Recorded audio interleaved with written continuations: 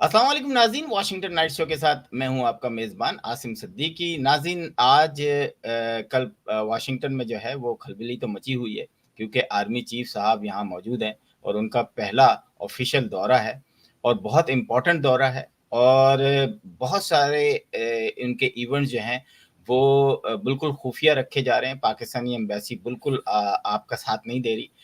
आज हमारे साथ सैयद फराज दरवेश साहब मौजूद हैं। आप नए दौर में इनको देखते रहते हैं। तो मैं पूछूँगा कि हम लोग सोशल मीडिया पर बैठते हैं और बहुत सारी चीज़ें प्रीवियस भी देख चुके हैं, जिस तरीके से पाकिस्तानी आर्म फोर्सेस का यहाँ पर बाकायदा मैं इसको ये कहता हूँ कि जनाज़ा निकाला गया। एक गलत तरीके से जो है उनको जो है पुकारा गया, उनकी तस्वीरें बनाई गई, उनके खिलाफ प्रोटेस्ट हुए और आज जो है पीटीआई ने अपनी जो उनकी जो भी क़यादत है, उन्होंने कहा नहीं जी, पाकिस्तान आर्मी चीफ जो है अमेरिका आ रहे हैं, कोई भी प्रोटेस्ट नहीं करेगा। तो इस तब्दीली को क्या कहेंगे? क्या उन सब लोगों को माफ़ियाँ मिल जाएँगी जिन्होंने आर्म फोर्सेस की तज़लील ही नहीं की, बल्कि उनकी बदनामी में कोई कसर नहीं छोड़ी? फराज, आपका बहुत-बहुत शुक्रिया हमारे साथ आने के लिए। जी, आसिम भाई बहुत शुक्रिया। थैंक देखें यू। मैं पहला एक जी, क्वेश्चन पूछना चाहता जी, हूँ। आप बिल्कुल। पाकिस्तान भी गए थे। आपने एग्ज़ैक्टली पाकिस्तान की पोज़ीशन देखी है अभी कुछ ही अर्सा पहले। उसके बाद आपने यहाँ आए और आप देख रहे हैं कि पाकिस्तान इस वक़्त COP28 में जो है, उसको बहुत इम्पोर्टेंट है। तकरीबन 148 कंट्रीज़ के नुमाइंदे, तकरीबन 70,000 लोग इस वक़्त दुबई में मौजूद थे और पाकिस्तान को जो है बिलियंस ऑफ डॉलर एनवायरनमेंट के हवाले से अब मिलेंगे, जो कि जो पाकिस्तान का 1/3 जो है वो हिस्सा सैलाब में डूबा था। हर जगह पाकिस्तान की पज़राई हो रही है, हर जगह जो है पाकिस्तान एक लग रहा है कि एक कंट्री चल रहा है। डॉलर भी हमने देखा कि नीचे ऊपर होके रुक गया है थोड़ा-सा। हमने देखा स्मगलिंग पे जो है बहुत ज़्यादा कंट्रोल हो गया है, जिससे अफ़गानिस्तान के लोग काफ़ी ज़्यादा परेशान हो गए हैं। क्या कहेंगे? जी, आसिम भाई सबसे पहले तो बहुत शुक्रिया आपने मदऊ किया। देखिए उसूली तौर पे तो अगर वज़ीर-ए-आज़म कोई अच्छा काम करे तो वज़ीर-ए-आज़म को सराहना चाहिए। बिल्कुल वज़ीर-ए-आज़म ही जो है हेड ऑफ़ स्टेट होता है, उसी को चलाना चाहिए स्टेट को। हमारे यहाँ जो आपने पिछली हुकूमत का की तरफ जो इशारा किया, उस हुकूमत में जिस वक़्त थे इमरान खान साहब तो वो कहते थे सब कुछ मैं ही चला रहा हूँ।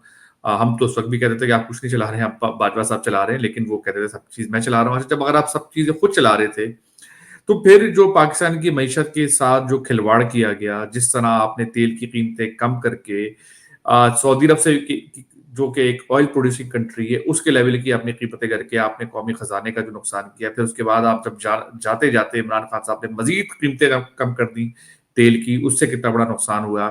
खारजा अमूर पे जो पाकिस्तान को नुकसानात झेलने पड़े, जो उनके जो ब्रादर मुस्लिम ममालिक हैं, जो आपको एक तरह से आईएमएफ में आपके लिए जो है को साइन करते हैं आसान लफ्जों के अंदर, यानी कि आप यकीन दहानियां कराते हैं कि जी पाकिस्तान पैसे वापस कर देगा, हम इनके पीछे हैं। वो सारे के सारे जो अरब ममालिक थे वो आपसे दूर हो गए, वो आपसे पीछे हट गए। उनके खुल के बल्कि टीवी के ऊपर शाह महमूद कुरैशी साहब जो है यूएई को और इन ममालिक को अक्यूज करते नजर आए। इनके आपने देखा कि किस तरह चीन जो है वो आपसे नाराज हुआ, लेकिन इमरान खान साहब जब बाहर निकले तो इमरान खान साहब ने जाने से पहले कीमतें कम कर दी। फिर उसके बाद जो है वो पूरी वो आपने रिकॉर्डिंग सुनी है किस तरह शौकत तरीन और तैमूर झगड़ा जो है मुल्क को डिफॉल्ट कराने की साजिशें कर रहे हैं। हमने पहली दफा ये देखा कि 3 सूबों में, जहां पर पंजाब में तो खैर बाजवा साहब ने हुकूमत बना के दी। पंजाब में आपने खुद देखा परवेज इलाही साहब ने कहा कि मुझे बाजवा साहब ने कहा था रातों रात इधर से उधर चले जाओ, इमरान खान की तरफ चले जाओ, जिसके तहत उनकी हुकूमत पंजाब में बनी। तो पंजाब, गिलगित बल्तिस्तान और खैबर पख्तूनख्वा, ये 3 सूबों में इमरान खान की हुकूमत थी, विफाक में पीडीएम की हुकूमत थी। तो आपने शौकत तरीन साहब की कॉल सुनी और आपने तैमूर झगड़ा की कॉल सुनी कि वो चाह रहे थे कि जो सूबे हैं वो बगावत कर जाएं, आईएमएफ को ये तासुर दें कि हम जो है वफाक के साथ नहीं है, तो जो लोन ना मिले और अगर कर्जा उस वक्त पाकिस्तान को ना मिलता तो पाकिस्तान हो जाता डिफॉल्ट।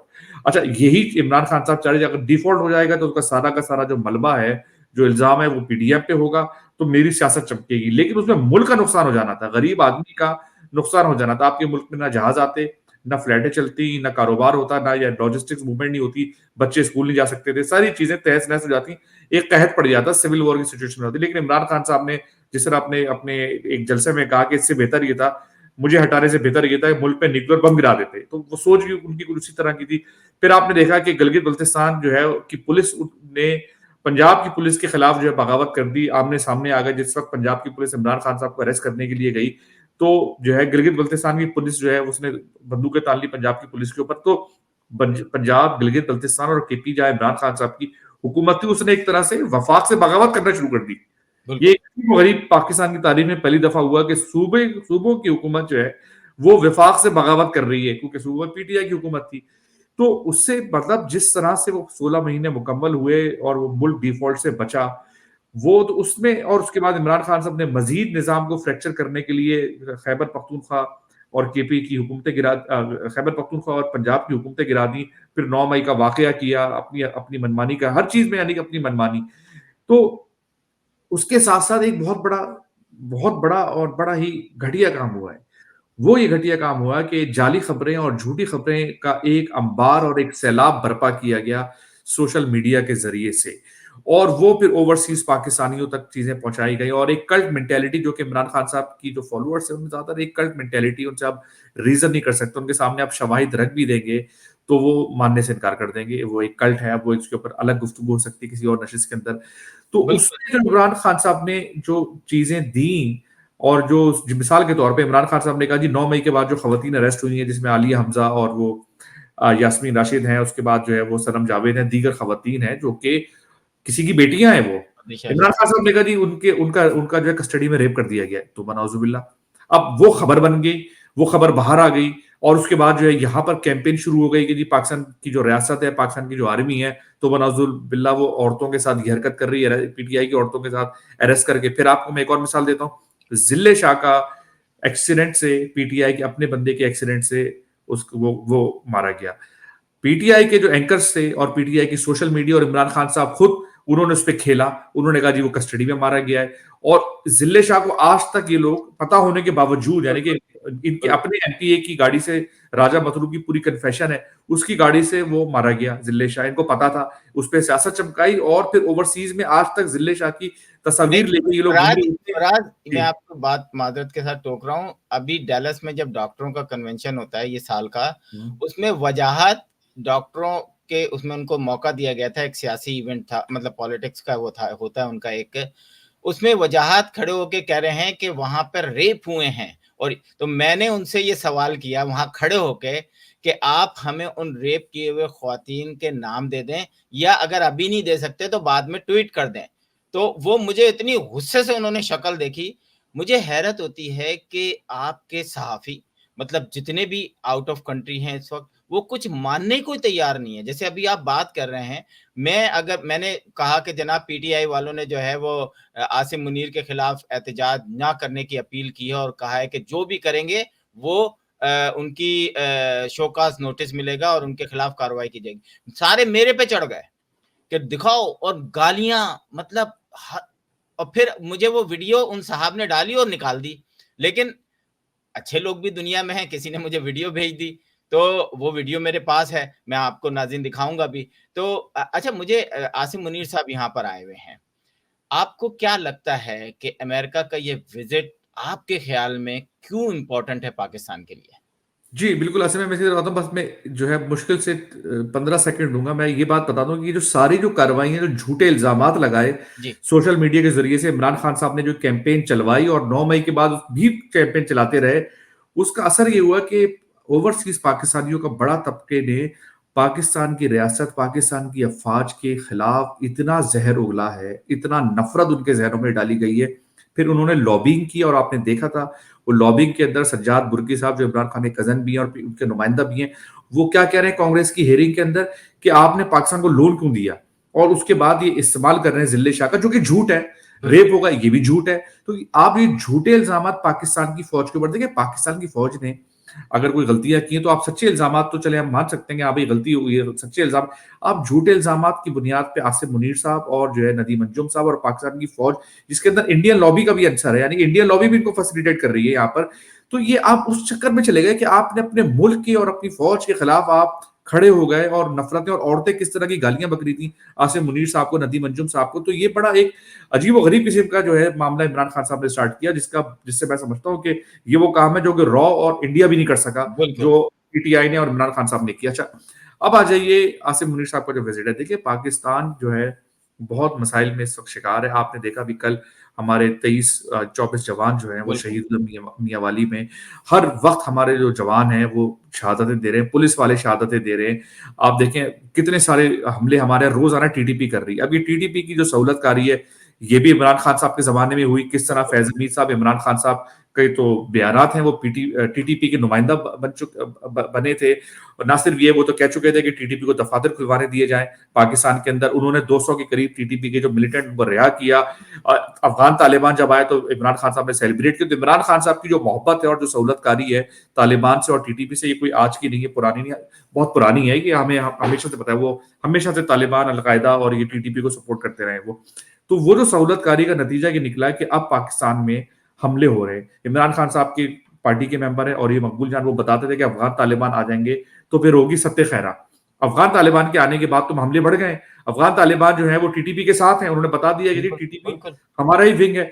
तो अब उसके ऊपर जो हमले हो रहे हैं वो पाकिस्तान के लिए बड़ा मसला है ये। और आप ये भी देखें, जरा जहन में रहे कि कभी पाकिस्तान की हर जमात, एएनपी, पीपल्स पार्टी, नून लीग, मौलाना फजल रहमान, सब पे टीटीपी हमले कर चुकी है सिवाय पीटीआई के। क्योंकि पीटीआई टीटीपी का एक पॉलिटिकल विंग है, जो मैं समझता हूं। क्योंकि पीटीआई ने साबित भी किया ना, जब पीटीआई हुकूमत में आई तो उन्होंने तालिबान को और टीटीपी को सहूलतकारी फराहम की, और इमरान खान साहब उनके नुमाइंदा बनकर तालिबान और टीटीपी को जस्टिफाई करते घूम रहे थे पाकिस्तान भर में और दुनिया भर में। ये सारी चीजें मैं कोई अपनी तरफ से नहीं कह रहा, ये सब चीजें अभी गूगल और करें, अभी भी यूट्यूब पर मिल केपीके जाएंगी। में कोई भी जलसा नहीं कर सकता, कोई भी कॉर्नर मीटिंग नहीं कर सकता सवाई पीटीआई के। सिवाय पीटीआई के, जी बिल्कुल। तो अब ये जो मामला है, इसके लिए आसिम मुनीर साहब यहाँ पर आए हैं, जिसके अंदर उनको अमेरिका की सपोर्ट दरकार है। क्योंकि टीटीपी जो है वो पाकिस्तान की तो दुश्मन है ही। पाकिस्तान के तो उन्होंने फौजियों के गले ज़िबा करके उससे फुटबॉलें खेली हैं। इसकी वीडियोस अवेलेबल हैं। बिल्कुल। तो वो साथ साथ, लेकिन दुनिया में अमेरिका की भी इवेंचुअली दुश्मन है। यानी कि टीटीपी ने अमेरिका के ऊपर भी हमले किए दबा के, और जो है आपने देखा खुद कुछ धमाके उन्होंने अमेरिकन एम्बेसी पे भी किए। जो मामला थे वो सब जानते हैं, पाकिस्तान में कितने हमले हो चुके हैं। तो अब ये आसिम मुनीर साहब, दो चीजें हैं। एक तो आसिम मुनीर साहब को जो भी मिलिट्री की से जो सपोर्ट चाहिए, अमेरिकन मिलिट्री जो सपोर्ट चाहिए टीटीपी के खिलाफ ऑपरेशन करने की, ऊपर से टीटीपी के खिलाफ जब ऑपरेशन होगा तो उसके लिए अमेरिका की ड्रोन की टेक्नोलॉजी या दीगर टेक्नोलॉजी की सपोर्ट चाहिए। और फिर माशी तौर पर भी जो है इनको सपोर्ट चाहिए, जिसके अंदर आसिम मुनीर साहब एक तरह से डिप्लोमेसी का किरदार अदा कर रहे हैं। तो उस सिलसिले में वो यहाँ पर आए हैं। तो उनके लिए बड़े चैलेंजेस है सब पाकिस्तान के लिए। पाकिस्तान के पास जितने भी अरब ममालिक पैसे देते हैं, हमारी मईशत बेहतर नहीं हो सकती जब तक हमारे मुल्क में सिक्योरिटी का मसला, दहशतगर्दी का मसला हल नहीं होगा। आप मुझे बताएं, कौन जाना पसंद करेगा? कौन पाकिस्तान जाके टूरिज्म आपको जाके इन्वेस्ट करेगा ऐसे मुल्क में जिस मुल्क में हर वक्त धमाके हो रहे हो, उसके फौजियों को मारा जा रहा हो? तो वो तो एक कभी नहीं जाके कोई इन्वेस्ट नहीं करेगा। तो उसके लिए दहशतगर्दी पर काबू पाना जरूरी है मेरे नजदीक। उस सिलसिले में यहाँ पर है। उसके बाद दूसरा जो एक सिलसिला है, अफगान तालिबान और पाकिस्तानी तालिबान की इस वक्त हालात बहुत कशीदा है। आपको ने देखा होगा कि अफगान तालिबान में से अक्सर जो थे पाकिस्तानी पासपोर्ट होल्ड करते थे, उनके पाकिस्तानी पासपोर्ट अब से 1 महीने पहले कैंसिल कर दिए गए हैं। बहुत सारे जो तालिबान के लीडर थे वो पाकिस्तानी पासपोर्ट इस्तेमाल करते थे, वो कैंसिल हो गए। अफगानों को हम वापस भेज रहे हैं अफगानिस्तान, जो पाकिस्तान में आबाद थे। उसकी वजह से अफगान तालिबान बड़े नाराज हैं। पाकिस्तान को अब शायद जरूरत पड़े कि पाकिस्तान को सर्जिकल स्ट्राइक्स करनी पड़े अफगानिस्तान के अंदर जाकर टीटीपी को मारने के लिए, जिस तरह अमेरिका भी करता रहा है। तो वो भी जरूरी है। उसके लिए पाकिस्तान को इंटरनेशनल लॉबी की, खासकर अमेरिका की पुष्टपनाही और सपोर्ट दरकार है। ये एक बड़ा मसला है जो कि पाकिस्तान ने हल करना है। तो ये भी एक सिलसिला। तो ये सारी चीजों की वजह से आए हैं आसिम मुनीर साहब। और हम उम्मीद करते हैं कि भाई पाकिस्तान की अगर बेहतरी आसिम मुनीर साहब के जरिए से हो रही है या किसी और के जरिए से भी होती है, तो हमें उसमें क्या शिकवा है। दूसरा कि जो पीटीआई ने पूरी कैंपेन करके रखी हुई है पाकिस्तान के खिलाफ, जो लॉबिंग कर रही है, आप देखें वो स्टेट डिपार्टमेंट का जो क्या नाम है, मिलर साहब जब खड़े होते हैं, हर वक्त उनके एक पाकिस्तानी साफी जो है पैसे देके भेजा जाता है वहां पर, जो कि पीटीआई के हवाले से सवाल करता है उनसे कि अमेरिका ने जो है पीटीआई की हुकूमत गिरा दी, देखें जी वो वहां पर जुल्म ज्यादती हो रही है, देखें जी वहां पर जो है फलानी जुल्म। भाई आपके अमेरिका के अंदर जिन लोगों ने कैपिटल हिल पे हमला किया था, जो कि सिर्फ जिन्होंने अंदर जाके सिर्फ सेल्फी खींची थी, एक पत्ता भी नहीं तोड़ा था कैपिटल हिल के अंदर जाके, लोगों को सजाएं दी हैं, 700 उन सबको जो है सजाएं दिए हैं। हमारे यहाँ तो एक दिन में पंजाब से लेके केपी में हर मिलिट्री बेस के ऊपर हमला हुआ। हम तो कोर कमांडर हाउस और जीएचक्यू को डिस्कस करते हैं। भाई मियांवाली एयरबेस पे हमला हुआ, गुजरावाला में आईएसए के दफ्तर पे हमला हुआ, स्पेसिस पर 200 हाँ। के करीब। और जिस वक्त स्पेस हो रही थी उस वक्त पीटीआई के जो यूट्यूबर्स थे वो बाकायदा लोगों को बता रहे थे कि नदीम अंजुम के घर पे जाओ, आसिम मुनीर के घर पे जाओ, फैसल नसीर के घर पे जाओ, इधर जाओ। ये तो आप यहाँ पर खुद बैठकर बता रहे थे, आपके यूट्यूबर्स जो है। मतलब वहां पर वो लाइव प्रोग्राम में बता रहे हैं बैठकर और पते दे रहे हैं बैठकर, उनकी बीवी बच्चों के पते दे रहे हैं बैठकर। ये क्या बेशर्मी है, ये क्या बेगरती है। उसके कराची बाद के कहते हैं जी अंदर वो तो रेंजर्स की चौकी जला दी और उसके बाद वो बिल्कुल फखरिया अंदाज में वीडियो भी बना रहे हैं। मैं कराची में बदतरीन तशद्दुद हुआ है, लेकिन आज तक ये नहीं हुआ जो उस बिल्कुल। दिन हो गया। और तो ये जो जो ये मामला है, और उसके बाद फिर ऐसा एक तरफ ये पीटीआई कह रहे हैं कि जो अमेरिका ने साजिश कर दी, अमेरिका ने हटाया, कि सारे अमेरिकन एजेंट हैं, सीआईए के एजेंट है पीडीएम वाले। दूसरी तरफ अमेरिका में आके तरले कर रहे होते, कभी इमरान खान साहब फ्रांसीन जो है, जो ह्यूस्टन की मेरे ख्याल से मेयर के लिए खड़ी होगी गालिबन, उनसे तरले कर रहे हैं कि जी हमें आपकी सपोर्ट की जरूरत है, आप हमारे लिए आवाज उठाएं। तो भाई ये क्या, मतलब आपने क्या यहाँ पर ये गंद मचा के रखी हुई है कि तजादात से भरी हुई आपकी और पॉलिसी है। झूठ पाकिस्तान में अमेरिका मुर्दाबाद, अमेरिका में आके जी या अमेरिका मदद। नहीं। आप देखें आसिफ महमूद साहब जो डॉक्टर हैं, जो कि कांग्रेसमैन और सेनेटर से ये कहते रहते हैं कि पाकिस्तान में बड़े मजालिम हो रहे हैं, पाकिस्तान में ये हो गया, आप हमें प्रोटेक्ट करें, आप आवाज उठाएं। मुझे हैरत होती है कि आपका सारा बयानिया झूठा है, लेकिन उसी कांग्रेसमैन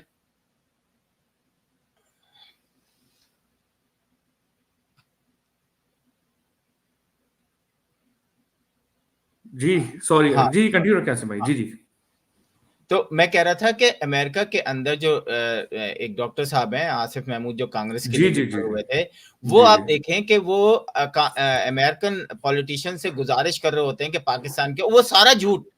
तो पाकिस्तानी एम्बेसी का भी फर्ज बनता है कि भाई उन कांग्रेसमैन और सेनेटर्स को ब्रीफिंग दें। अभी जो आपको याद होगा कि राहिल शरीफ जब आए थे तो बड़ी इंपॉर्टेंट मीटिंग की थी, कुछ सॉफ्टवेयर भी खरीदे गए थे और आखिरी में प्रेस कॉन्फ्रेंस भी हुई थी, उन्होंने प्रेस ब्रीफिंग भी दी थी। लेकिन इस दफा जो है वो बिल्कुल खामोशी है, क्योंकि अच्छा हाँ, मैंने जब इनको हाँ कवर करने पूछने की कोशिश की कि आसिम मुनीर साहब का स्केड्यूल क्या है, मैंने ट्वीट की थी क्योंकि मैंने कुछ अखबारों में पढ़ा था यहाँ के कि आसिम मुनीर साहब एक्सपेक्टेड है कि जी इन लोगों से मिलेंगे। तो मैंने वो बातें बताई थी। मेरा ख्याल है कि वो मुझे जो एक बारसूस ज़राए से पता चला कि वो पाकिस्तानी मीडिया से नहीं मिलना चाहते। उसकी वजह यह है कि जब अमेरिका के अंदर शदीद किस्म का पाकिस्तानी आर्म फोर्सेस के खिलाफ जो है पीटीआई वाले कार्रवाई कर रहे थे, एम्बेसी के बाहर किया उन्होंने, पाकिस्तान हाउस के बाहर किया, व्हाइट हाउस के बाहर किया। और तो जो यहाँ के जर्नलिस्ट थे वो रिपोर्ट नहीं करते थे। मैंने जब ये प्रोग्राम बना के एक लगाया और उसमें तस्वीरें लगाई और पीटीआई के डेजिग्नेशन बताया कि ये प्रेसिडेंट है, ये सेक्रेटरी है, ये है, मुझे एक कॉल आई पाकिस्तान से और उन्होंने कहा कि एम्बेसी की जो रिपोर्ट थी उसमें लिखा है कि चंद नामालूम अफराद ने पीटीआई के चंद नामालूम अफराद ने पाकिस्तान की आर्म फोर्सेस के खिलाफ नारे लगाए। तो ये आपने तो नाम दे दिए हैं, वीडियोस शेयर किए हैं। मैंने कहा जनाब आपकी पूरी एम्बेसी यूथिया है, आपकी एम्बेसी ने रिपोर्ट ही नहीं किया असल में।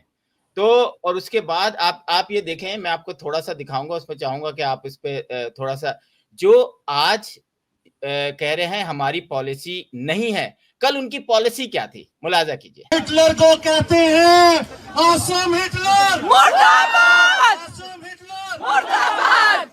तरीका के अमरीकी साजिश का इल्जाम जो लगाया गया था और फिर उस इल्जाम से पीछे हटा दिया। नहीं, कभी पीछे नहीं। जो बात की, देखिए बात सुनिए, जो बात आपने, हमने जो बात पहले दिन से हुई,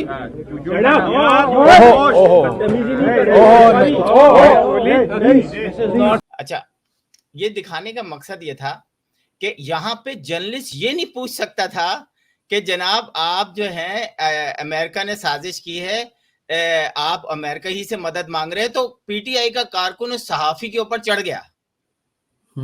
आपने अभी देखा ना कि वो जी मतलब आसिम सवाल जी भी नहीं कर सकते। मैंने एक सवाल पूछा कि अमेरिका के अंदर आप अमेरिकन रजीम ने चेंज किया है तो आप पाकिस्तान एम्बेसी के बाहर क्यों कर रहे हैं, व्हाइट हाउस? तो उन्होंने बाकायदा मेरा कैमरा छीना मुझसे, मुझे मारने की कोशिश की। और इसकी एफआईआर जो पुलिस रिपोर्ट है, पहले सीक्रेट सर्विस में कटी हुई है, फिर उसके बाद डिस्ट्रिक्ट सेकंड वाशिंगटन पुलिस में गई, और अब मेरे पास जो लास्ट लेटर आया है डिपार्टमेंट ऑफ जस्टिस का, ये एफबीआई में कंट्रोल है, क्योंकि ये बैनुल अक़वामी मतलब दूसरे मुल्क के पॉलिटिकल पार्टी के एजेंट हैं जो कि अमेरिका में सर्व कर रहे हैं, तो उसे एफबीआई ही से। तो गंदगी इतनी ज्यादा कर दी गई है यहाँ पर।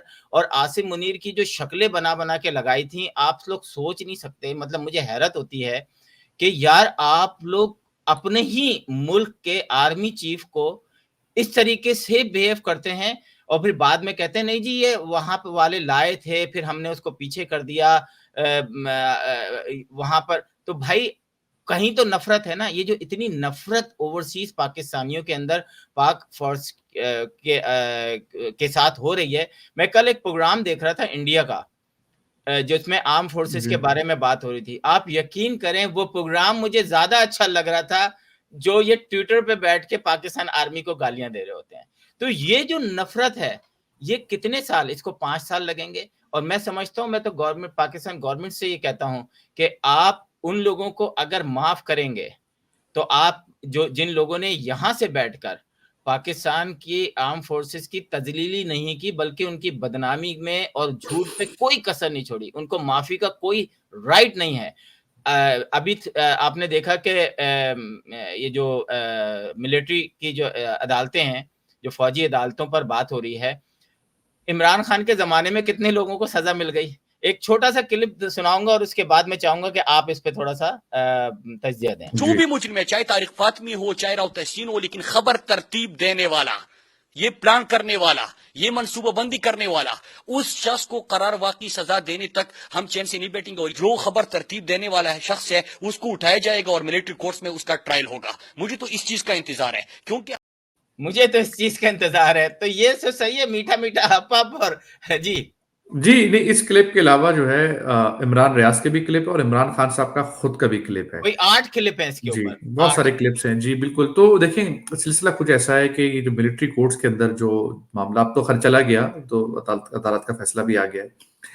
देखिए इसके अंदर एक पहली बात तो ये कि ये हमला हुआ है फौज की तनसीबात के ऊपर हमला हुआ है। ये तो फौज की तनसीबात पे अगर हमला होगा तो उसका ट्रायल कहाँ होगा, ये जो है दुनिया में ये मिसालें कायम हैं और मिलती हैं कि फिर वो ट्रायल जो है मिलिट्री कोर्ट में होता है, पहली बात। दूसरी बात ये कि हमारी अदालतों ने पिछले 16 महीने में जिस वक्त पीडीएम की हुकूमत थी और उसके बाद भी ये प्रूफ किया कि इमरान खान साहब के लिए गुड टू सी यू है, उनको मर्सरीज भेज के बुलवाया जाएगा। इमरान खान साहब एक मुलजिम को दुनिया में कहीं ऐसा नहीं होता, इतनी सहूलतकारी कि मुंसिफ आला चीफ जस्टिस मर्सरीज देके बुला रहा है। अच्छा, फिर दूसरी बात ये कि इमरान खान साहब की आपको वीडियोस याद होगी जिस वक्त जिस तरह वो लश्कर कशी करते थे अदालतों के ऊपर, यानी कि जत्थे लेके जाते थे जिसमें मुराद सईद साहब सामने हुड पर बैठे होते थे और एक तहस नहस मामला, और उसके बाद जो है अली जैदी साहब जो है ठुड्डे मार के जो है अदालत के गेट तोड़ रहे होते थे और फिर जो सिक्योरिटी गेट है उसको तो अली अमीन गंडापुर उठा के और अली जैदी उठा के उसको फेंक रहे होते थे, पुलिस वालों को थप्पड़ मार रहे, जजों के सामने जाके इसको शटअप कह रहे हैं, बदतमीजी कर रहे हैं। और उसके बाद जज कह रहे हैं जी आप बताइए, आपके आने से पहले आपकी बेल तैयार है। जजेस जो है उनके हक में फैसला कर रहे हैं और जो जज जो है जरा सा रेजिस्ट करे उसको शटअप और उसके ऊपर लश्कर कशी और उसको धमकियां, उसके बच्चों की तस्वीर, उसको जो है लंदन में वो जा रहा है तो वहां पर जो है उसको चेस किया जा रहा है। ये एक माहौल था, या तो ये था। दूसरी तरफ जजेस से जो कि अमीर हुसैन भट्टी जैसे लोग, कोई ढकी छुपी बात नहीं है, साकिब निसार साहब की जो बाकियात हैं वो आज भी अदालतों में मौजूद हैं, बंदियाल की बाकियात अदालतों में मौजूद है, अमीर हुसैन भट्टी जैसे लोग मौजूद हैं। अब ये देखिए ना, शहरियार आफरीदी का मैं आपको बड़ा एक केस बताता हूँ। शहरियार आफरीदी और शंदाना गुलजार का ये नजर आ रहे हैं वीडियो के अंदर, जो कि जीएचक्यू पे हमला करने जा रहे हैं और अपने मुंह से कह रहे हैं जीएचक्यू पे हमला करने जा रहे हैं। शंदाना गुलजार कह रही है इमरान खान नहीं तो पाकिस्तान भी नहीं, और ये हमला करने जा रही है। अच्छा, उसको बाबर सत्तार साहब ने उन दोनों को बेल दे दी उठा के, दोनों को ना सिर्फ बेल दे दी, उसको वापस से अरेस्ट किया गया दोनों को। तो उसके हतक इज्जत का और तौहीन अदालत का केस कर दिया बाबर सत्तार ने डीसी इस्लामाबाद को। अब आप मुझे बताएं कि फौज यानी कि इतनी सहूलतकारी हो रही है कि इस्लामाबाद की जो डीसी है उसके ऊपर आपने तौहीन अदालत का केस कर दिया कि आपने इनको क्यों वापस से अरेस्ट किया। तो जब ये सहूलतकारी होगी जो हमें नजर आएगा, काजी फैज इस वक्त बैठकर काफी क्लीन अप करने की वो कोशिश भी करे, तो ये बाकियात जो बैठी हुई हैं, आप क्या समझते हैं? आप मुझे अपने दिल पे हाथ रख के बताएं कि अगर ये केस अमीर हुसैन भट्टी की अदालत में जाएगा तो 9 मई के जो लोग हमलावर है इनमें से किसी को सजा मिलेगी? बिल्कुल नहीं मिलेगी, बिल्कुल नहीं मिलेगी, कभी नहीं मिलेगी। यही केस अगर चला जाए बाबर सत्तार के सामने कभी मिलेगी? यही केस अगर एजाजुल एहसन के सामने चला जाए कि मिलेगी? या वो मोहतरमा जज जो हैं आयशा मलिक, आयशा मलिक, मतलब वो कितना खुल के मतलब सामने आ रही है। हाँ, यही मुकदमा अगर मजहर अली अकबर नकवी बेंच में बैठा हुआ हो तो वो 9 मई के लोगों के साथ क्या करेगा? वो तो खुल्लम खुल्ला हारपुर पहनाएगा उनको बेल दे देगा। ये मामलात हैं। तो जब ये मामलात हैं तो उसके वक्त क्या किया जाए? तो अब अगर इसमें मैं उसूली तौर पे मिलिट्री कोर्ट के खिलाफ हूं, लेकिन जो अदालतों ने जो प्रूफ किया है इमरान खान की सहूलतकारी, और मुझसे अगर आप पूछें, अगर इमरान खान की सहूलतकारी नहीं करते ये जजेस तो शायद 9 मई का वाकया भी नहीं होता। इन लोगों ने इमरान खान को यकीन दिला दी है, गुड टू सी यू और ये सारी हरकतें जो ये कर रहे थे, और जिस तरह इमरान खान साहब ने जो है वो इस्लामाबाद में आके जलाओ गिराव किया। अगर 10 लाख लोग निकल जाते तो आज पाकिस्तान का क्या हशर होता? आज पाकिस्तान कहाँ खड़ा होता? आप ये देखें कि किसी भी इमरान मुल्क में अगर इस तरीके से, वो तो शुक्र करें क्योंकि सोशल मीडिया पे इन्होंने ऐसा हाइप क्रिएट की हुई थी कि हम भी बोलते थे यार, मतलब 20-20 हजार लोग ट्विटर पे हैं। अच्छा, वो 20,000 गए कहाँ? वो 20,000 अभी मैंने देखा कि वो शहरियार जो हैं वो सो रहे हैं अकेले, और 75 लोग उनके पास बैठे हुए हैं, यानी 75 फेक अकाउंट उन्हीं के हैं। उन्होंने वो भी सो गए और वो भी सो गए।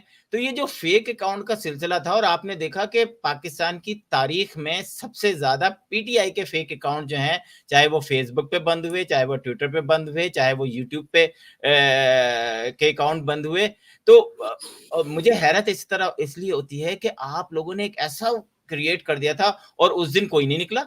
उस दिन जो निकले वो इन्होंने यहां से जो चलाया वो, और वो इतने कम थे कि वो तो शुक्र करें कि एक बहुत बड़े जो तशद्दुद होना, अगर यकीन करें 10 लोग भी मर जाते उस दिन, मैं समझता हूँ बड़ी अकलमंदी की कि उन्होंने बैकफुट पे जाके और बिल्कुल पीछे कोई गोलियां नहीं चली, कि उन्होंने कहा जो करना है कर लो।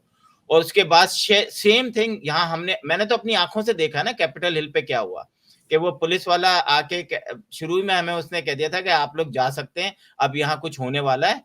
वो उनको भी समझ में आ गया था कि क्या हो रहा है, लेकिन उन्होंने कोई तशद्दुद नहीं किया। लेकिन बाद में 30 स्टेट में 740 लोगों को 1 साल से लेके 22 साल तक की सजा सुनाई थी। और यू आर राइट कि जो सेल्फी ले रहे थे उनको भी सजा सुनाई थी, उन्होंने आग नहीं लगाई थी। तो इमरान खान के दौर में जो पीआईए में हुआ, आपको मैं एक थोड़ा सा, मेरा ख्याल है कि आपने ये वो वीडियो देखी होगी। मैं एकदम हिल गया था जब मुझे किसी एक दोस्त ने या अमेरिकन जर्नलिस्ट ने ये वीडियो भेजी कि आसिम मुझे इसके बारे में तफसील बताओ ना। तो आपको ये वीडियो दिखाऊंगा, आप बोलेंगे यार ये भी हुआ था। There's another story that I want to get your view on, and that's what came from the Pakistani Aviation Authority in the last 24 hours about a third of pilots not actually being qualified to be flying planes. Richard, what do you make of this story, and how prevalent is this elsewhere? It's not. It is not. Phew. Let me say that clearly. It is not prevalent elsewhere. This is the most extraordinary story in aviation. Dubious licenses, fake licenses is how the investigators put it in the Pakistan air crash investigation. And PIA is looking to see that perhaps up to a third of its pilots did not have the correct licensing. Now, to be clear, the pilots that were flying the crashed plane did have licensing, although there was a raft of other incompetent issues in the way they were flying the plane. But the fact that a country is admitting that there are dubious pilots' licenses in the commercial airline sector beggars belief, and must raise some very serious questions about safety of airlines in Pakistan. Yes. ये आपने जब ये यहाँ पर चला है और इसके ऊपर कोई शेम नहीं है उस शख्स को कि तुमने, और आपको पता है कि जो कनाडा में पाकिस्तानी पायलट थे उनको दोबारा इम्तिहान पास करना पड़ा। मुख्तलिफ दुनिया की जो एयरलाइन थी जिनमें पाकिस्तानी पायलट थे उन सबको फौरन उनकी जॉब से हटा दिया गया, और उन्होंने कहा कि आप ये एग्जाम पास करके आए, देन आप दोबारा से जहाज उड़ा सकते हैं। और पीटीआई के किसी वर्कर को शर्म नहीं आई, इवन वजीर आजम साहब को अफसोस नहीं हुआ, और जो जिन्होंने मिनिस्टर ने कहा वो भी आज आजाद फिर रहे हैं। तो मेरा तो ख्याल है कि उस वक्त जिसने भी ये कहा था उसको भी सजा होनी चाहिए कि और आपने देखा कि ये बाद में प्रूफ हो गया कि ऐसा कुछ नहीं था। जी, ये गुलाम सरवर खान साहब ने ये बात कही थी और ये बड़ा अलमिया है कि वो इस वक्त खुले घूम रहे हैं। इससे बड़ा एक और अलमिया है कि एक साहब है जिनका नाम है शौकत तरीन साहब और दूसरे जो है तैमूर यस, झगड़ा, जिनकी रिकॉर्डिंग है, जिन्होंने मुल्क को डिफॉल्ट कराने की साजिश की, जिसके पीछे बज़ाहिर इमरान खान ही होंगे। चले इमरान खान नहीं भी थे तो ये दोनों तो थे ना, ये दोनों जो है अभी तक अरेस्ट नहीं हुए हैं। अगर ये होते चाइना में या होते ही सऊदी अरब में, किसी दूसरे मुल्क में होते तो इनके ऊपर इस वक्त गद्दारी का मुकदमा चल रहा होता, किसी जिंदा में ये पड़े होते। अभी तक शौकत तरीन, ये हमारी रियासत का देखें, फौज की जो ये पॉलिसी है ना, ये मेरी समझ से बाहर है कि एक आदमी यानी फवाद चौधरी जैसे लोग जो कि बच्चों को वरगला रहे हैं, वो जो मोर वाला पकड़ा गया और इस तरह जो जवान कच्चे जहनों के जो लोग जो कि 9 मई में मुलविस थे, वो अभी तक जेलों के अंदर है। लेकिन फवाद चौधरी खुले घूम रहे हैं, फर्रुख हबीब खुले घूम रहे हैं, पार्टी चेंज कर ली। उसके अलावा जो है दीगर और बहुत सारे लोग जो है, फर्रुख हबीब के अलावा अली नवाज अवान है, ये सब के सब खुले घूम रहे हैं। अच्छा, फवाद चौधरी तो अभी वक्ती तौर पे अरेस्ट हुए हैं, लेकिन ये बाकी जो है ये आईपीपी में आए और ये इनके सारे गुनाह माफ हो गए। भाई ये तो उन बच्चों को उकसाने में मुलविस थे। ये इमरान रियाज जिसको भी आपने छोड़ दिया है, इसको चले आप उस तरह नहीं पकड़े इसको, लेकिन अदालत में पेश करें, इसकी पेशी हो कि तुम जो रियासत के खिलाफ जो तुम नफरती कच्चे जहनों को जो तुम वरगला रहे थे, इस आदमी के और मुकदमा चलना चाहिए। आप देखिए ना, और ये मकबूल जान जैसा आदमी, उसने किस तरह की घटिया बातें नहीं की, किस तरह के नफरत नहीं फैलाते। वो साहब जो है वो खुल्लम खुल्ला घूम रहे होते हैं। शौकत तरीन को आप दुबई में अगर बैठा हुआ है तो भाई आप जब उजैर बलोच को दुबई से मंगा सकते हैं तो आप शौकत तरीन को भी दुबई से मंगाइए। आप ये उजैर बलोच ने अगर दहशतगर्दी की थी तो ये भी तो रियासत से गद्दारी और दहशतगर्दी है ये, तो इसको भी बुलाएं आप। अगर पाकिस्तान डिफॉल्ट हो जाता, हमारे यहाँ कहत पड़ जाता, तो इस शौकत तरीन को बुलाएं, इसको जिंदा में डालें, तैमूर झगड़ा को अरेस्ट करें, जिंदा में डालें आप। तो ये रियासत की ये पॉलिसी मेरी समझ में नहीं आती। फौज के जो अगर कोई देख रहा है तो मुझे इस चीज पे शदीद इख्तलाफ और शदीद तहफ्फुज़ात हैं कि ये कोई तरीका नहीं है कि एक दिन में फवाद चौधरी जिन लोगों ने पार्टी चेंज की और इनके सारे पुराने गुनाह माफ हो गए जो उन्होंने हरकतें की। आपने वॉशिंग मशीन में डाल के उनको धो के साफ सुथरा करके वापस ले आए। अच्छा, एक चीज और आपने देखा कि शाह महमूद कुरैशी ने पार्लियामेंट के अंदर खड़े होकर कहा था कि 370 जो है इंडिया का अंदरूनी मामला है। आज इंडिया के सुप्रीम कोर्ट ने कश्मीर को सारा चीजें जो है वो खत्म कर दी। अब कश्मीर जो है वो टोटली इंडिया का जो है वो हिस्सा बन गया है और उसकी जिम्मेदारी मैं सोशल मीडिया पे देख रहा हूँ वो सारी इस गवर्नमेंट को जा रही है। जिस वक्त आपको एक्शन लेना था, जिस वक्त आपको प्रोटेस्ट करने थे, आप मुस्लिम ममालिक जितने भी हैं, पाकिस्तानी एक्टिव करता है ना उनको कि जी हमारा कश्मीर है, आप ये या जो यूनाइटेड नेशन ने कहा है उस पे ये कैसे, आपने उस वक्त कह दिया कि जनाब अगर कोई एलओसी पे गया तो गिरफ्तार हो जाएंगे, जुम्मे के दिन नमाज के बाद आधे घंटे खड़े रहें। और आज आप सारा का सारा जो है मलबा जो है वो इस गवर्नमेंट पे कर रहे हैं। क्या कहेंगे इस पे आप? देखिए जी, क्योंकि चक्कर ये कि इमरान खान साहब के जो बहुत सारे फॉलोअर्स हैं वो कुछ भी कहते हैं, वो रात को दिन कह दें, दिन को रात कह दें, वो बिल्ली को जो है शेर कह दें, शेर को बिल्ली कह दें, बंदर को जो इंसान कहते हैं, इंसान को बंदर कहते हैं, जो मर्जी है वो कह दें, लोग उस पर अमन्ना सतकना कहेंगे। तो ये उनका एक तरीका है और उनको ये महारत हासिल है कि लोग जो है उनकी बात पर उस तरह से यकीन कर लेते हैं। लेकिन अल्लाह का शुक्र है हम तो कम से कम इन चीज़ों के ऊपर सवाल उठाते हैं। और ये जो मोदी साहब देखें ना 370 रिवोक हुआ इमरान खान साहब के ज़माने में, इमरान खान साहब ने कुछ भी नहीं कर सके वो। और इससे बढ़कर एक और बात मैं आपको बताऊं, अगर आपको याद होगा कि मोदी ने अपनी इलेक्शन कैंपेन के अंदर जो इन्होंने जो पायलट को अभिनंदन को रिहा किया था 24 घंटों के अंदर, यानी कि आप देखिए ना, अगर यही पायलट को अगर आसिफ जरदारी या मियां नवाज शरीफ ने 24 घंटों के अंदर रिहा किया होता और वापस इंडिया के हवाले किया होता तो यहाँ पर गद्दारी के लाइसेंस बांट दिए जाते और जो है मोदी का यार कह दिया जाता, नवाज शरीफ को इनको गद्दार कहा जाता है ये पीटीआई की तरफ से। लेकिन इमरान खान साहब ने 24 घंटों के अंदर पायलट वापस किया, वो पायलट वापस लिया। मोदी साहब ने उस पर इलेक्शन कैंपेन क्या की कि जी इमरान खान और पाकिस्तान मेरी दहशत से और हमारी दहशत से इतने ज्यादा लरज रहे थे और खौफजदा हो गए थे कि उन्होंने अभिनंदन को जो है टांगे कांप रही थी कि 24 घंटे में वापस कर दिया। ये हमारी दहशत थी कि हमने जहनी तौर पे इतनी शिकस्त दे दी इमरान खान को और पाकिस्तान को कि अभिनंदन को 24 घंटे में वापस कर दिया। जो जेनेवा का चार्टर है वो ये नहीं कहता कि आप 24 घंटे में वापस करें या 48 घंटे में वापस करें, आप उसको रखते 2-3 हफ्ते 2 महीने नेगोशिएशन करते, कुछ करते आप फिर छोड़ते। लेकिन आपने तो उसी वक्त जो है टांगे कांपी यार में छोड़ दिया। ना सिर्फ ये, मोदी साहब ने उसे पूरी इलेक्शन कैंपेन की। इमरान खान साहब का इंटरव्यू मौजूद है जिसमें उन्होंने कहा कि मैं चाहता हूं कि मोदी जीते।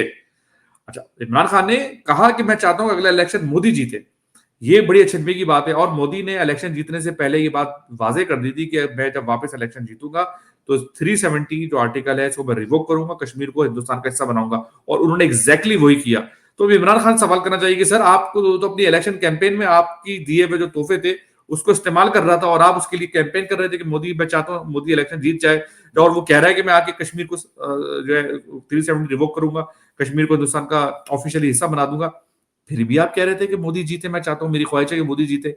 इंटरव्यू मौजूद है इमरान खान साहब का और मोदी जीता, उसने वही किया और आप चुप करके बैठे रहे, आप कुछ नहीं कर सके, नथिंग, जीरो, कुछ नहीं कर सके। जब 370 रिवोक को इमरान खान साहब की हुकूमत थी, कश्मीर का जो नुकसान हुआ, जो कश्मीर गया हिंदुस्तान की तरफ, उस वक्त इमरान खान की हुकूमत थी और इमरान खान की हुकूमत ने कुछ नहीं किया। ये तारीख में लिखा जाएगा। बिल्कुल। अच्छा, 2 क्वेश्चन और हैं, मैं चाहूँगा उस पे आप अपनी राय ज़रूर दें कि हमने देखा कि अहमद गोराया साहब, आप भी जानते हैं, मैं भी जानता हूँ, हम स्पेसेस पे भी देखते हैं, और उसके बाद एक फंड बनाया गया जो कि वो फैक्ट फोकस का जो था, नूरानी जी, साहब जी। का, जी, जी, जी, जी, जी, जी। जो वो अकाउंट बनाया गया, उसमें $17,000 तक जमा हुए, और फिर मैंने एक दिन देखा कि एकदम अहमद नूरानी साहब पीटीआई के तमाम टॉप के लोगों की ट्विटर अकाउंट पे लीडिंग ले रहे हैं ना, तो मैं हैरान हुआ कि अहमद नूरानी पीटीआई के उस पे कैसे जा रहे हैं ना। मैंने चेक किया तो 28 दिन के अंदर उनके पास तकरीबन $9,000 उनको दिए गए।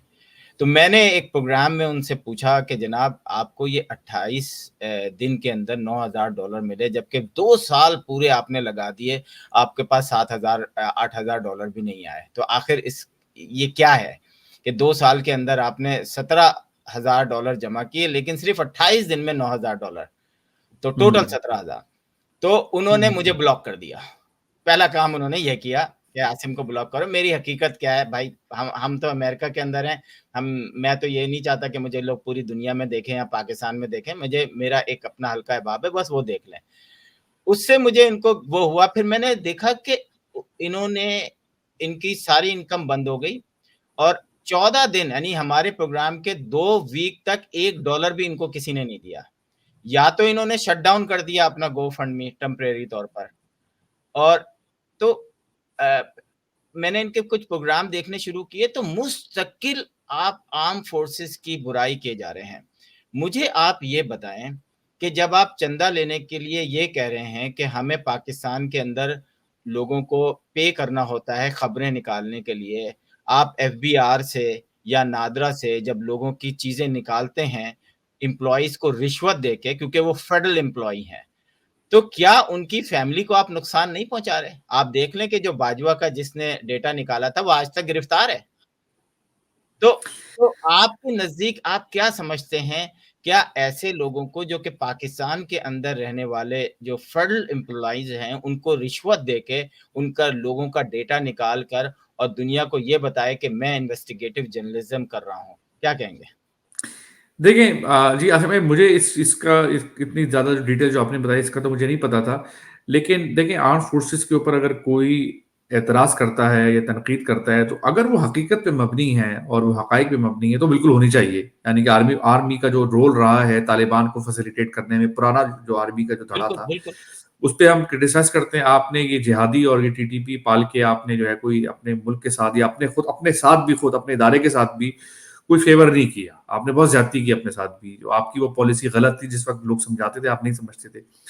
और उसके साथ-साथ जो मिलिट्री के अंदर जो मामलात हैं, उसमें बड़ी चीज़ें हैं जिसके ऊपर गुफ्तगू होनी चाहिए कि आज भी जो है बाजवा साहब का या फैज़ हमीद साहब का, जिन्होंने ये इमरान प्रोजेक्ट था, उसको स्टार्ट किया और किस तरह जो है रियासत को जरगमाल बनाया, कि जो जाते हो उसके ऊपर भी बिल्कुल गुफ्तगू होनी चाहिए, उनको सज़ाएँ भी मिलनी चाहिए।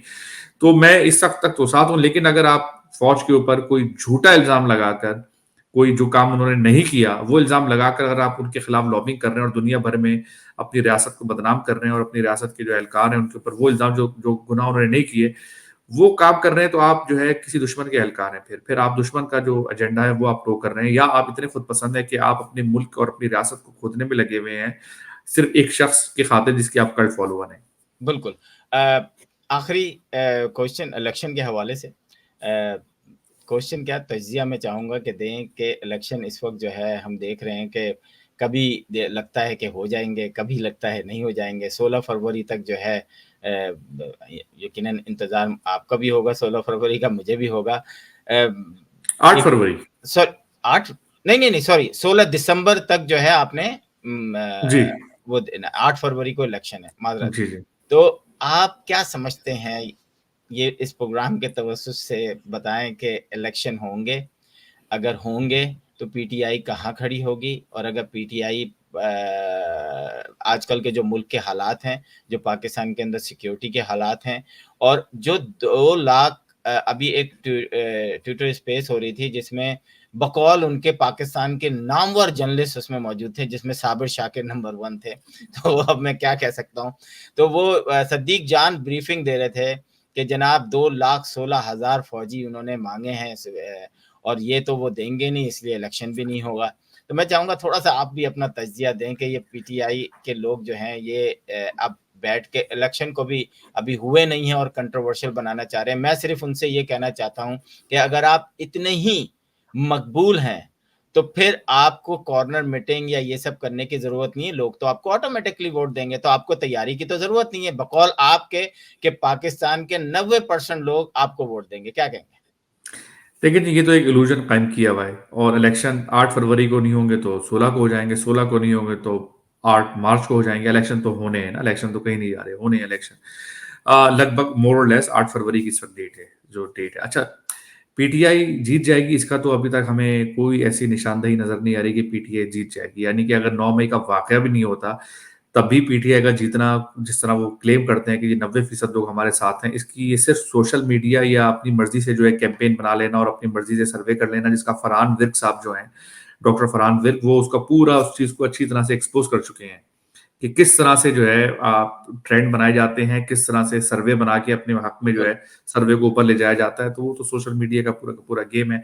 इमरान खान साहब ने 9 मई को इनकलाब लाने की जो कोशिश की, जो वो कह रहे थे कि मैं खुमैनी बनने जा रहा हूँ पाकिस्तान का, तो वो नहीं बन सके, क्योंकि जत्थे गए 200 300 के, और उसके बाद जो एक थप्पड़ पड़ा तो आप देख रहे हैं वो गिरी पड़ी हुई पार्टी पाकिस्तान की तारीख में इतनी बुज़िल तरीन पार्टी नहीं होगी। 2 दिन के अंदर अली जैदी और ये बाकी दीगर फवाद चौधरी, जो बड़े बड़े टक्कर के लोग कहते थे कि टक्कर के लोग किस तरह बह गए, ये पता लगा कि कुछ भी नहीं था, सारा का सारा मामला खोखला ही था। ये तो मुझे बताया ना, एमक्यूएम से लेके नून लीग से लेके पीपल्स पार्टी, किस पे बुरा वक्त नहीं आया, सभी पे आया। लेकिन क्या लोग इस तरह से पलटे कि एक दिन जेल नहीं सह सकते? और फवाद चौधरी किस तरह से दौड़ लगा रहे हैं, भागते फिर रहे हैं, फिर कूट के कोई रो रहा है जी, वो गरीब किस्म का मामला। तो पूरी पार्टी जो है एक हफ्ते की भी मार नहीं थी, 3 दिन में पूरी पार्टी उड़ गई। तो ये इमरान खान साहब ने पिछले 24 साल में ये पार्टी तैयार की थी। तो खैर, इस पे फिर कभी गुफ्तगू करेंगे आराम से। लेकिन ये आप देख लें कि ये एक इल्यूजन बना लेते हैं। तो टक्कर के लोग हैं, अब वो टक्कर के लोग हैं, अच्छा जी 90% से हम आ रहे हैं। भाई अगर आप आ रहे हैं 90% से, इसकी कोई शवाहिद हो क्या? ये सोशल मीडिया के सर्वे हैं, ये तो हम नहीं मान सकते। पीटीआई का इंफ्रास्ट्रक्चर 9 मई से पहले भी नहीं था। पीटीआई जो है जब इलेक्शन हारा, उसने कहा जी ये धांधली हो गई। तो अब उनका इलेक्शन को फेयर एंड फ्री तो वो कभी नहीं मानते। उनका मानने का क्राइटेरिया सिर्फ एक है, अगर हम जीते, अगर हम नहीं जीते तो धांधली है। तो अब ये कि पीटीआई के पास वो उस तरह का ना इंफ्रास्ट्रक्चर है, ना उस तरह की कोई पावर है, उनकी पार्टी उड़ चुकी है। अब उनकी पार्टी जो है वो जो है शेर अफजल मरवत और गौहर खान की पार्टी है इस वक्त। तो अब गौहर खान और शेर अफजल मरवत की जो पार्टी है, ये मुझे तो नहीं नजर आता ना ये दोनों नाम कोई नुमाया नाम है, ना इनका कोई इंफ्रास्ट्रक्चर है। हाँ, सोशल मीडिया पे आप ट्विटर करते रहे, फेसबुक के स्टेटस लगाते रहे, वो बिल्कुल ठीक है। जिनमें से बहुत सारे तो ओवरसीज में बैठे हुए हैं जो कि वोट दे भी नहीं सकते। तो पाकिस्तान में तो आप जाइए, बिजनेस एज यूजुअल है। मैं आपको एक छोटी सी आखिरी मिसाल दे दूं कि जिस वक्त कराची के बल्दियाती इलेक्शन हो रहे थे, मैं कराची में मौजूद था, उस वक्त कहा जा रहा था इमरान खान अपनी उरूज को छू रहे हैं, अपनी उरूज पर हैं, मकबूलियत की उरूज छू रहे हैं वो। उस वक्त पीटीआई कराची के अंदर उनकी जमातें जब्त हो गई थी। जिस वक्त इनको पूरी लेवल प्लेइंग फील्ड भी मिली हुई थी और जमातें जब्त करा के बैठे थे, मैंने खुद जाके पोलिंग बूथ पर गया जहां पर पीटीआई के कैंप खाली पड़े हुए थे। महाजिर इलाकों में भी, पठानों के इलाकों में भी खाली थे पोलिंग कैंप। सिर्फ पीपल्स पार्टी, एएनपी के और जमात इस्लामी के कैंप भरे हुए थे। तो मैंने तो इसकी वीडियो भी लगाई थी। तो कहने का मकसद ये है कि ये एक इल्यूजन है और उस इल्यूजन में मुझे नजर नहीं आता। और उसमें बहुत सारे साफी जो हैं वो भी उसमें अब अपना हिस्सा डाल रहे हैं कि पीटीआई बहुत मकबूल है, ये हिस्सा डाल रहे हैं वो भी। अब वो सारी चीजें जो है ग्राउंड रियलिटी तो आसिम भाई नजर नहीं आती। 1 लाख बंदा इस्लामाबाद, 1 लाख बंदा लाहौर, 1 लाख बंदा अगर कराची में ये पीसफुल बिठा देते तो शायद कोई फर्क पड़ता। ये तो 1 लाख तो क्या, ये 1000 बंदा नहीं बिठा सके। तो क्या कह सकते हैं। मैं तो कहता हूं कि अगर इमरान खान अपने दौरे हुकूमत में कराची पे फोकस कर लेते और वो हड़ताल जो पंजाब या इस्लामाबाद में कर रहे थे अगर कराची में करते तो फ़र्क देखते कि कितना होता। मैं चाहूँगा कि आपने देखा कि हर दौर में मुशर्रफ में को भी वेलकम यहाँ कहा गया पाकिस्तान की मुख्तलिफ कम्युनिटी ओवरसीज़ में। उसके बाद राहील शरीफ को भी कहा गया। तो मेरे पास कल फ्लायर एक चल रहा था तो मैंने कहा आपसे इसका डिस्कशन करूँ कि कुछ आसिम मुनीर के लिए भी जो है कुछ जो कम्युनिटी के लोग हैं वो वेलकम करने के लिए बेताब हैं, लेकिन पाकिस्तान एम्बेसी उनको ये नहीं बता रही कि आसिम मुनीर जो है वो कब कहाँ कैसे जाएंगे, क्योंकि मेरा ख्याल है कि वो इतने ज़्यादा एहतियात बरत रहे हैं कि किस वक्त ये जो कल्ट है, जो आप कल्ट नाम लेते हैं ना, जो कि बिल्कुल आउट ऑफ कंट्रोल हैं, उनका बस नहीं चल रहा कि वो इस वक्त जो है वो आपने जैसे कहा ना कि मोहतरमा कह रही थी कि इमरान नहीं तो पाकिस्तान नहीं, उनको ये अंदाजा ही नहीं है कि वो कह क्या गई हैं। तो नाज़रीन, आज का प्रोग्राम में हमने बहुत सारी डिस्कशंस किए। मैं चाहूँगा कि लास्ट कमेंट्स फराज कोई। नहीं आसिम भाई, बहुत शुक्रिया, आपने मदू किया। इस वक्त पाकिस्तान वाकई में एक बड़े नाजुक दौराहे में से गुजर रहा है और हमेशा पिछले 75 सालों से गुजर रहा है, लेकिन इस वक्त हमारी मईशत का जो हाल है और हमारे पास लोन अभी में हमारा ड्यू है वो भी हमने वापस करना है। मेरे ख्याल से अगले महीने की या इसी महीने की किस्त है वो हमने वापस करना है। तो वो IMF का लोन है, दहशतगर्दी है। तो बस इस दुआ के साथ कि पाकिस्तान के हालात बेहतर हो और हम सही डगर पे जाएं। और देखिए, इस्तेहकाम बहुत जरूरी है। जब तक पाकिस्तान में इस्तेहकाम नहीं आएगा, आपकी स्टॉक मार्केट, मईशत ये नहीं चलेगी। और अमन व अमान, दहशतगर्दी का खात्मा और इस्तेहकाम और लॉन्ग टर्म पॉलिसी बनाई जाए तो वो जरूरी है। और बहरहाल हम उम्मीद करते हैं अगली दफा जो हुकूमत आएगी, यकीनी तौर पे नून लीग की होगी या पीपल्स पार्टी की होगी, जिसकी भी होगी, वो फिर लॉन्ग टर्म मामला पे काम करेगी। पिछले 2013 से अगर आपको याद हो, एक हिजानी किसी कैफियत है। नून लीग की हुकूमत आई तो धरने, तो ये हिजानी किसी कैफियत खत्म होनी बहुत जरूरी है। बिल्कुल नाज़रीन, आखिर में बताता चलूँ स्पोर्ट्स के हवाले से कि पाकिस्तान की जो हॉकी टीम है मलेशिया में क्वार्टर फाइनल में स्पेन से हार गई, लेकिन बहुत अच्छा ज़बरदस्त खेल पेश किया। फरवरी में जो है 5 वे साइड जो है वर्ल्ड कप पहली दफ़ा ओमान में हो रहा है, मस्कत में, और 16 दुनिया की बेस्ट टीमें लड़कियों की और लड़कों की जो है वहाँ पर मौजूद होगी। तो स्पोर्ट्स में हमारे कौमी गेम को हमने देखा कि थोड़ा सा निकल के सामने आए हैं और बड़ा अच्छा खेल रहे हैं। और जिक्र इसलिए कर रहा हूं कि 3.5 साल दौर इमरान खान के दौर में पाकिस्तान वो वाहिद टीम थी दुनिया की जिस पे 1.6 मिलियन यूरो जो है जुर्माना लगा था, क्योंकि इनके पास फंड नहीं थे, क्योंकि फहमीदा मिर्जा को इन्होंने स्पोर्ट्स का मिनिस्टर बनाया हुआ था। और कहते हैं कि जनाब हमारे पास सब कुछ सही है, लेकिन सही नहीं था। स्पोर्ट्स का जो सत्यानाश पाकिस्तान के अंदर हुआ, 25,000 के करीब जो डिपार्टमेंट्स के प्लेयर्स थे उनको जॉब से हाथ धोना पड़े। अब हल्के हल्के दोबारा सही है। होप ये है कि आने वाले दिनों में जो भी वजीर आज़म आएगा वो पाकिस्तान की स्पेशली स्पोर्ट्स की इंडस्ट्री को जो है, स्पोर्ट्स के ग्राउंड्स, स्पोर्ट्स पर जो है तवज्जो देगा, क्योंकि हमारी कोशिश ये थी या हमने ये सोचा हुआ था कि एक ऐसा बंदा वजीर आज़म बन जा रहा है जो कि खुद स्पोर्ट्समैन है, लेकिन कुछ नहीं हुआ। आने वाले दिन जो हैं हमारे लिए भी कहते हैं उम्मीद पे दुनिया कायम है। हर सांस के बाद दूसरे सांस की उम्मीद इंसान को जिंदा रखती है। मैं हूं या फराज हूं, एक अच्छे पाकिस्तान को देखना हम समझते हैं कि आइंदा फ्यूचर में हम जरूर देखेंगे। आसिम सिद्दीकी और फराज को इजाजत दीजिए। खुदा हाफिज। You are watching Capital TV Washington, the best South Asian TV channel in North America.